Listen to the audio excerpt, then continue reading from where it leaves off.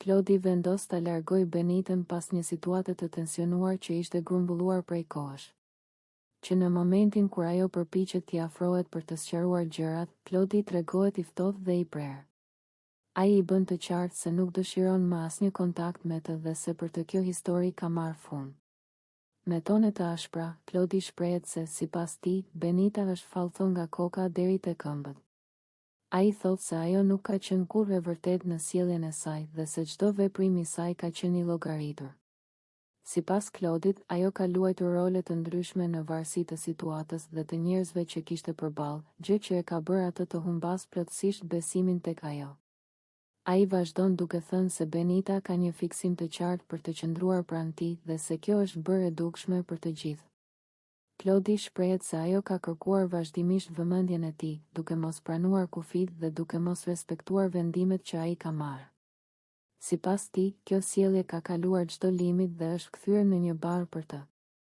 Gjatë fjalës së tij, Klodi thekson se nuk i pëlqen as pak mënyra se si Benita, sipas tij, përpiqet të viktimizohet dhe të paraqitet ndryshe nga ajo që është në të vërtetë. Ai thotë se e ka vërejtur prej kohësh këtë sjellje dhe se tani thjesht ka vendosur ta thotë hapur, pa filtra dhe pa u kursyer. Ai shton se ka qenë i duruar dhe i qetë për një kohë të gjatë, por se situata ka arritur në një pikë ku nuk mund të vazhdojë më.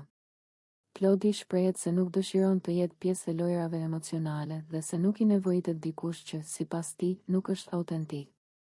Ndërsa flet, Klodi e bën të qartë se vendimi për ta larguar Benitën nuk është impulsiv, por i menduar. Ai thotë se e ka analizuar situatën dhe ka kuptuar se mes tyre nuk ka asgjë reale për të vazhduar. Për të, çdo përpjekje e mëtejshme do të ishte humbje kohe dhe energjie. Në fund, Klodi e mbyll bisedën duke thënë se dëshiron qetësi dhe distancë.